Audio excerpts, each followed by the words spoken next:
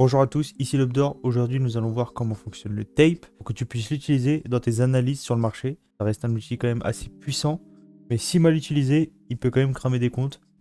Pour cela, je vais t'expliquer qu'est-ce que le tape, c'est-à-dire à quoi il correspond sur le marché. Je vais t'expliquer la comparaison avec certains outils. Deuxièmement, je vais t'expliquer sa composition tout simplement, parce que si tu comprends pas de quoi il est composé, tu peux pas le trade. Troisièmement, on va regarder sur le marché en temps réel comment fonctionne réellement le tape. Quatrièmement, je vais t'expliquer comment s'en servir. Je vais t'expliquer 3 façons de s'en servir pour que tu puisses l'implémenter dans ta stratégie.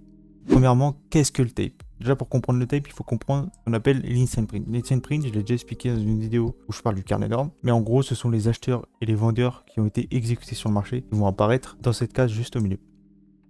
Donc par exemple, vous avez une personne qui achète 20 contrats sur le marché.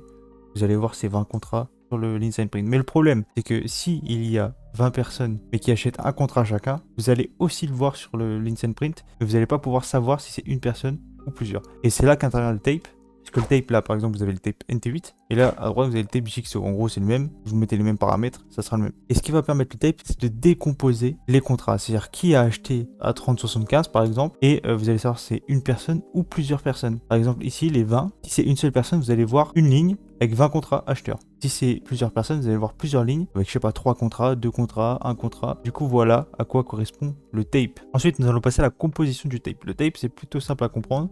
Il y a beaucoup de chiffres, mais c'est des chiffres hyper simples à comprendre. Donc vous avez en premier temps l'heure. L'heure, ça va tout simplement dire à quelle heure les contrats ont été exécutés. Ensuite, vous avez le prix, auquel prix les contrats ont été exécutés. Donc là, par exemple, on peut voir qu'à 15h50 et 40 secondes, il y a eu des contrats qui ont été exécutés à 6332. Ensuite, vous allez avoir en violet, enfin du coup là en rouge, les contrats. Ce sont les contrats qui ont été exécutés sur le marché. Dans le tape, il n'existe pas de contrat en attente. Voilà, comme ça vous êtes clair. C'est juste les contrats qui ont été exécutés. Donc là, par exemple, vous avez 12 contrats qui ont été exécutés à 6332,50 à 15h50 et 37 secondes.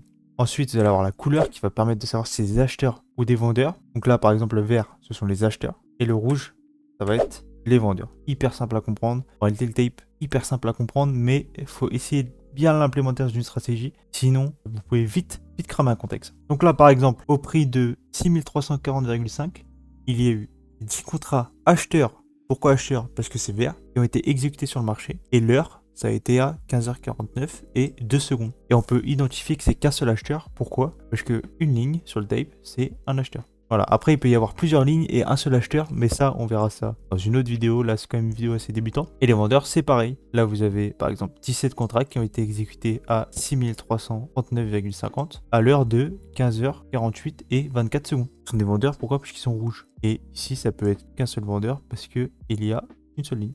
Maintenant on se retrouve sur le dôme. Donc premièrement, comment faire apparaître le tape de NT8 et celui de Jigsaw. Donc pour celui de NT8 vous allez dans le Control Center. Ensuite vous allez dans New. Et vous allez dans T et S. Et là, vous aurez le tape qui apparaît. Donc pour filtrer, c'est hyper simple. Vous faites clic droit, propriété. Et là, vous avez size filter. Donc ce que vous faites, c'est que vous mettez le nombre que vous voulez, par exemple 2. Et là, vous aurez que les contrats de 2 et plus qui apparaîtront sur le tape. Non, pour celui de Jigsaw, c'est hyper simple. Vous allez dans Jigsaw. Vous cliquez sur la petite tirelire de cochon. Ensuite, vous mettez plateforme. Vous faites ES. Il est là. Voilà, ES, CME. Et vous faites OK. Et là, c'est pareil, vous aurez tous les contrats qui vont apparaître. Si vous voulez le filtrer, vous allez dans paramètres et vous filtrez au nombre que vous voulez. Si vous voulez mettre 2, 15, voilà. Maintenant, on va regarder un peu comment fonctionne le tape sur le marché. Donc là, ce qu'on va se focaliser, ça va être le tape et l'instant print. L'instant print, c'est quoi? C'est ce qui est entre le bid et le ask. Et le tape, c'est tout simplement ce qu'il y a là où il y a ma souris. Ça va être les ordres acheteurs et vendeurs qui vont apparaître sur le marché. Donc là, tout ce qui se passe sur le tape devrait apparaître dans l'instant print et vice versa. Donc là, on a eu à 32, on a eu 25 vendeurs. Donc normalement, je devrais retrouver 25 vendeurs sur le tape à 32. Donc là, si on compte, on a 2, 4, 6, 8, 10, 12, 13, 14, 15 et plus 10, ça fait 25 vendeurs. Donc on a bien 25 vendeurs qui ont apparu sur l'instant print et 25 vendeurs qui ont apparu sur le tape. Sauf que le tape, qui précise mieux, c'est que c'est pas un seul vendeur qui l'a fait, enfin ça peut l'être, mais là on peut voir que ça a été fait en plusieurs contrats différents, plusieurs lignes différentes. Ça veut dire que ça peut être plusieurs vendeurs différents, mais ça peut être qu'un seul aussi, mais ça on verra ça dans une prochaine vidéo. Donc là on va continuer. Donc là on a eu un acheteur à 32, donc là on peut voir 32, un acheteur à 32,25, on peut voir un acheteur 32,25. Et voilà, le tape va tout montrer. Vendeur 32,25, on le voit juste ici dans l'instant print. Donc vraiment le tape représente ce qui se passe dans l'Insane Print, mais vraiment plus détaillé pour améliorer vos analyses. Donc là, à 31,75, on a eu pas mal de mouvements. On a eu 1, 2, 3, 4 vendeurs. Donc là, on peut retrouver dans l'Insane Print 4 vendeurs et un acheteur. Insane Print 31,75, un seul acheteur. Voilà les informations qui vous donnent sur le marché, qui si bien utilisées peuvent être très très fortes pour votre stratégie. Maintenant, on va passer à comment utiliser le tape. Alors, vous avez 3 façons d'utiliser. Enfin, 3 façons, c'est ce que je vais vous montrer. Après, vous en aurez peut-être plus. Il y en a une que j'utilise toujours et 2 que j'utilise plus, mais elles sont quand même assez puissantes. Après, on va pas rentrer dans les détails profondément de comment l'utiliser, puisque je réserve pas mal de vidéos dessus. Mais je vais vous donner le principal aujourd'hui. Alors, personnellement, le tape, j'utilise énormément pour trade stop.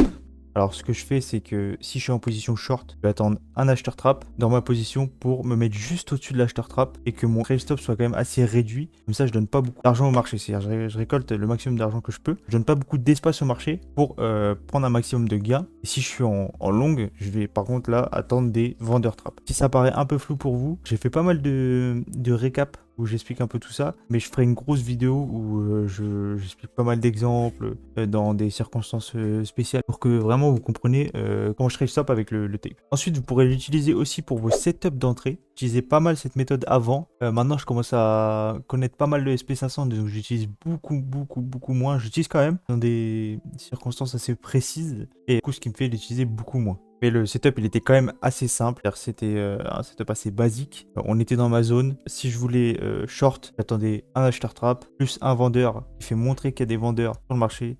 Et je prenais mon short. Voilà, c'était un setup assez basique, mais qui marchait quand même bien parce que mes zones, ils étaient quand même assez solides. Et la dernière possibilité d'utiliser le tape, c'est identifier des zones avec. Comment identifier des zones avec le tape? En général, ça va être avec le balayage. Vous pourrez identifier des zones avec. Car c'est la même personne qui est rentrée à la même heure, la même minute et la même seconde qui va permettre de créer une zone sur le marché et qui va permettre de trade dedans. Donc j'utilisais énormément ce setup sur l'UB. Maintenant j'utilise un peu moins sur le SP500. Mais ça reste quand même un setup assez puissant. C'est des zones qui peuvent avoir une résistance assez forte sur le marché. Et je suis sûr que ça pourra en aider certains. Si je fais une vidéo dessus, pour vous donner quelques petites idées de stratégie. Mais du coup voilà les 3 façons d'utiliser le tape. C'est les 3 façons que j'ai appris dans mon parcours. Donc c'est les 3 seules que je connais entre guillemets. Et c'est les 3 seules que j'ai maîtrisées. Donc je pourrais pas vous apprendre d'autres. Façon. Il y en a sûrement d'autres, mais je les connais pas. J'essaierai de détailler un peu plus dans d'autres vidéos tous les setups que je connais. De toute façon, le but de cette chaîne, c'est vraiment de vous apprendre tout ce que je connais et que vous puissiez l'implémenter dans vos stratégies ou pas pour que vous deveniez rentable, tout simplement. Maintenant, est-ce que le tape c'est quelque chose de magique? C'est-à-dire demain vous allez trade, vous allez être rentable avec le tape? Malheureusement, non. Comme toute stratégie que vous tradez les EMA, ICT, VWAP, Footprint ou même juste le DOM, il va falloir du temps pour apprendre à maîtriser l'outil. Un outil magique, aucun outil dans le trading est magique. Pour moi, tous les outils sont égaux. Que ce soit les EMA ou le tape, c'est la même chose. C'est pas un outil qui va vous donner 100% de rate, c'est juste un outil qui va vous servir dans votre analyse et qui va vous permettre de pouvoir générer de l'argent ou de créer une stratégie tout simplement. Mais malheureusement dans le trading, ou heureusement en vrai, rien n'est magique, tout se fait avec du travail. Faut record ces sessions, les analyser, savoir quand trade, savoir quand ne pas trade. Je pense que dans un trader, c'est le plus important, c'est-à-dire quand c'est trop volatile, ne pas trade. Surtout le tape, quand c'est trop volatile, c'est invivable. Pour moi, je peux pas trade le tape quand c'est trop volatile. On va utiliser Footprint. Donc il faut savoir utiliser les bons outils au bon moment. Pour moi, c'est ça qui fait la force des outils du trading. Ça nous sert, mais à certains moments, dans certains contextes. Et du coup voilà pour cette vidéo, j'ai essayé de faire le plus explicite pour les débutants. Et ça reste quand même une vidéo assez débutant, puisque là on n'est pas vraiment rentré sur le marché. Du coup voilà, j'espère qu'elle vous aura plu. Si elle vous a plu, n'hésitez pas à mettre un like, abonnez-vous. Et moi je vous dis à la prochaine pour une prochaine vidéo.